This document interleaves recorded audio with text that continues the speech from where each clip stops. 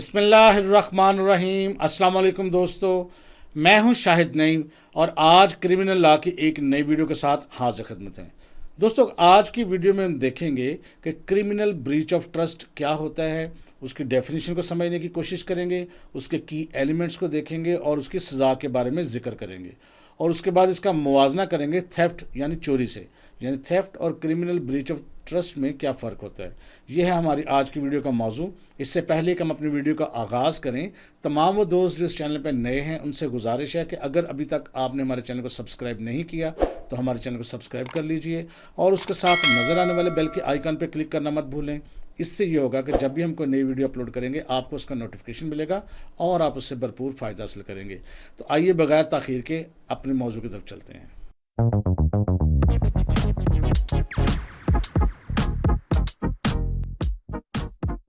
तो दोस्तों, जैसा कि बिल्कुल आगाज़ में मैंने आपको बताया कि आज की हमारी वीडियो का मौजू है क्रिमिनल ब्रीच ऑफ ट्रस्ट। इससे पहले कि मैं टेक्निकली आपसे डिस्कस करूं कि क्रिमिनल ब्रीच ऑफ ट्रस्ट क्या होता है, पहले मैं एक आम और सादा फहम अल्फाज में मैं आपको समझा दूं कि क्रिमिनल ब्रीच ऑफ ट्रस्ट क्या होता है। इसको ख़यानत मुजरमाना भी कहा जाता है। यानी ख़यानत कहाँ होती है? जहाँ कोई अमानत हो। जब आप कोई अपनी प्रॉपर्टी, चाहे वो मूवेबल हो या इमूवेबल हो, किसी दूसरे बंदे को किसी ख़ास मकसद के लिए उसके हवाले करते हैं। यानी आप चाहते हैं कि फ़लाँ चीज़ वो शख्स आपकी अमानत को या तो रखे या किसी ख़ास तरीके से उसका इस्तेमाल करे या किसी को फ़लाँ तरीके से पहुंचा दे। यानी अमानत के तौर पे अब आप उसको कोई प्रॉपर्टी हैंड ओवर करते हैं, चूँकि आपको उस पर एतमाद था। तो उसने क्या किया? उसने आपका एतमाद तोड़ा और उस प्रॉपर्टी को बजाय उसके कि उस तरीके से हैंड ओवर करे, उसने ख़ुद उसको ज़ाती इस्तेमाल करना शुरू कर दिया और ज़ाती तौर पर फ़ायदा उठाना शुरू कर दिया गैर कानूनी तौर पर। तो हम कहेंगे ये क्रिमिनल ब्रीच ऑफ ट्रस्ट है। अब इसको कानून की ज़ुबान में कैसे कहेंगे? इसका जिक्र जो है पाकिस्तान पीनल कोड के सेक्शन 405 में है। उसमें कैसे डिफाइन किया गया है? Whoever being in any manner interested with property, interested होता है हवाले करना। जब कभी किसी को भी किसी भी तरीके से कोई प्रॉपर्टी हवाले की जाए और with any dominant over property, या उसको वहाँ पर कोई इख्तियार दिया जाए, गलबा दिया जाए, डिसऑनेस्टली मिस एप्रोप्रिएट्स और convert to this own use that property, तो वो क्या करे? डिसऑनेस्टली यानी ख़यानत का इस्तेमाल करते हुए उसका गलत तरीके से इस्तेमाल करे या उसको अपनी ज़ाती मकसद के लिए यूज़ करना शुरू कर दे या इस तरह कन्वर्ट कर दे, तो हम कहते हैं ये क्रिमिनल ब्रीच ऑफ ट्रस्ट है। और डिसऑनेस्टली यूजेस और डिस्पोजेस ऑफ दैट प्रॉपर्टी, यानी उसको गलत तरीके से ख़यानत के साथ इस्तेमाल करे या उसको बेच दे या ज़ाया कर दे in violation of any direction of law, और अगर कानूनी तौर पर कोई डायरेक्शन दी गई है तो उसकी भी वायलेशन हो। Prescribing the mode in which such trust is to be discharge, यानी जहाँ पर बताया गया होता है कि ये जो ट्रस्ट है इसको इस तरह से डिस्चार्ज करना है तो उसकी वो खिलाफ वर्जी करे। और of any legal contract express और इम्प्लाइड, या कोई भी लीगल कॉन्ट्रैक्ट हो उसकी खिलाफ वर्जी करे, चाहे वो इम्प्लाइड हो या एक्सप्रेस हो, which he has made touching the discharge of such trust, जिसके ज़रिए उसने ट्रस्ट को डिस्चार्ज करना था यानी मंतकी इंजाम तक पहुंचाना था। और wilfully suffers any other person to do so, या अपनी मर्ज़ी से किसी दूसरे बंदे को ऐसा करने की इजाज़त दे कि वो उसका गलत इस्तेमाल करे, तो कहा जाएगा इसने क्या किया है?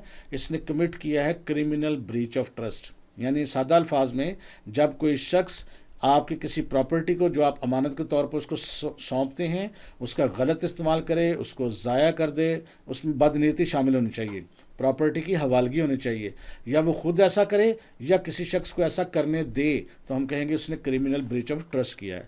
जब कोई ऐसा शख्स करेगा तो उसमें 4 पॉइंट्स का होना ज़रूरी है। सबसे पहले की एलिमेंट्स इसके क्या हैं? इंट्रस्टमेंट, हवालगी, यानी प्रॉपर्टी को आपने कानूनी तरीके से उसके हवाले किया होगा। डिसऑनेस्ट मिस एप्रोप्रिएशन और कन्वर्जन, डिसऑनेस्टी यानी उसने गलत नीयत से ख़यानत के साथ उसका गलत इस्तेमाल किया होगा या उसको गलत तरीके से कन्वर्ट किया होगा। Violation of direction of law और लीगल कॉन्ट्रैक्ट, अगर कोई लॉ ने, कानून ने उसको कोई डायरेक्शंस दी हैं या अगर कहीं कोई कॉन्ट्रैक्ट है तो उसकी वो वायलेशन की होगी। Wilful permission of another person, या फिर उसने जानबूझ के उस शख्स ने किसी दूसरे शख्स को ऐसा करने दिया होगा कि वो प्रॉपर्टी का गलत इस्तेमाल करे या ज़ाती फ़ायदे के लिए इस्तेमाल करे। तो इन तमाम सूरतों में हम कहा जाएगा कि इस बंदे ने क्रिमिनल ब्रीच ऑफ ट्रस्ट किया गया। तो इसी तरह पाकिस्तान पीनल कोड के सेक्शन 406 में इसकी सज़ा बयान की गई है। इसमें कहा गया है कि जो कोई क्रिमिनल ब्रीच ऑफ ट्रस्ट करेगा उसको 7 साल तक की कैद हो सकती है, जुर्माना भी हो सकता है, या दोनों भी हो सकते हैं। इसी तरह अब हम इसका मुवाजना करेंगे कि क्रिमिनल ब्रीच ऑफ ट्रस्ट और थेफ्ट में फ़र्क क्या है। इसको 4-5 हिस्सों में हमने तकसीम किया ताकि आपको समझा सकें। पहले है नेचर ऑफ द ऑफेंस। अब इसमें क्या है जी, थेफ्ट में क्या होता है? Theft involves the act of unlawfully taking someone else's property without their consent and with the intention to permanently deprive them of it। इसमें ये होता है कि कोई शख्स किसी शख्स को परमानेंटली किसी मूवेबल प्रॉपर्टी से डिप्राइव यानी महरूम कर देता है और उसको पता भी नहीं होता। लेकिन यहाँ क्रिमिनल ब्रीच ऑफ ट्रस्ट में क्या होता है कि प्रॉपर्टी तो खुद उसके हैंड ओवर की होती है। Criminal breach of trust occurs when a person who is interested with the property, यानी उसको प्रॉपर्टी खुद हवाले की गई होती है, डिसऑनेस्टली मिस अप्रोप्रिएट्स इट और पर्सनल यूज़, या तो उसको मिस अप्रोप्रिएट करे, गलत इस्तेमाल करे, या ज़ाती मकसद के लिए इस्तेमाल करे। इसी तरह जी कॉन्सेंट एंड इंटरेस्टमेंट, इसमें नीयत का जिक्र है और हवालगी का जिक्र है। अब थेफ्ट में क्या होता है? थेफ्ट में आपको पता है हवालगी जो है अपनी मर्जी से नहीं होती और नीयत भी ऐसी नहीं होती, जबकि जो क्रिमिनल ब्रीच ऑफ ट्रस्ट है उसमें हवालगी भी नीयत से की जाती है और अपनी मर्जी से की जाती है। In the theft the property is taken without the owner's consent, owner की मर्जी नहीं होती, उसकी मर्जी के खिलाफ उससे ले ली जाती है। The thief does not have lawful possession और authorization to take the property, और चोर के पास ना कोई कानूनी पोजेशन होती है ना उस पर वो हक रखता है। लेकिन दूसरी सूरत में क्रिमिनल ब्रीच ऑफ ट्रस्ट जहाँ होता है, in the case of breach of trust the property is taken with the owner's consent, owner की मर्जी के मुताबिक या ऑनर की मर्जी से उसको प्रॉपर्टी हैंड ओवर की जाती है। द पोजेशन इज लॉफुल, और उसकी पोजेशन भी लॉफुल होती है, and the with the consent of owner, और ऑनर की मर्जी से भी होती है। But its use is illegal manner, लेकिन उसका इस्तेमाल जो है गैर कानूनी तरीके से किया जाता है। इसके अलावा इंटेंट एंड मिस अप्रोप्रिएशन, नीयत और उसका इस्तेमाल कैसे है। थेफ्ट में क्या होता है? The intention of the thief is permanently deprive the honours of their property. Thief क्या करता है? परमानेंटली महरूम कर देता है प्रॉपर्टी से। लेकिन क्रिमिनल ब्रीच ऑफ ट्रस्ट में क्या होता है? The focus is on the misuse on unauthorised use of the interested property, यानी जो हवाले की गई है प्रॉपर्टी उसको मिसयूज किया है या गलत तरीके से मिस अप्रोप्रिएट किया है, तो हम कहते हैं ये क्रिमिनल ब्रीच ऑफ ट्रस्ट है। आगे है रिलेशनशिप। आपको पता है जब कोई चोरी होती है तो दोनों में कोई रिलेशनशिप नहीं होता, लेकिन जब आप किसी को प्रॉपर्टी हवाले करते हैं तो जाहिर है कोई ना कोई रिलेशनशिप होता है। Theft can occur between any individuals regardless of their relationship, कोई उनका रिलेशनशिप हो या ना हो उससे कोई फर्क नहीं पड़ता। लेकिन क्रिमिनल ब्रीच ऑफ ट्रस्ट में क्या होता है? typically involves a relationship of trust and confidence between the accused and the owner of the property। यही वजह है ना कि अगर आप किसी पे ट्रस्ट करते हैं तो इसी सूरत में ही आप उसको प्रॉपर्टी हैंड ओवर करते हैं ना, उस पर ट्रस्ट करके। अब वो आपका ट्रस्ट ब्रेक करता है तो फिर ज़ाहिर है क्रिमिनल ब्रीच ऑफ ट्रस्ट होता है। पनिशमेंट की बात करें तो थेफ्ट में क्या है? आपको ज़ाहिर है जितनी प्रॉपर्टी की मालियत है उसके हिसाब से सज़ा कम ज़्यादा हो सकती है, लेकिन मैक्सिमम कितनी हो सकती है? 3 साल तक। लेकिन क्रिमिनल ब्रीच ऑफ ट्रस्ट में मैक्सिमम हो सकती है 7 साल तक।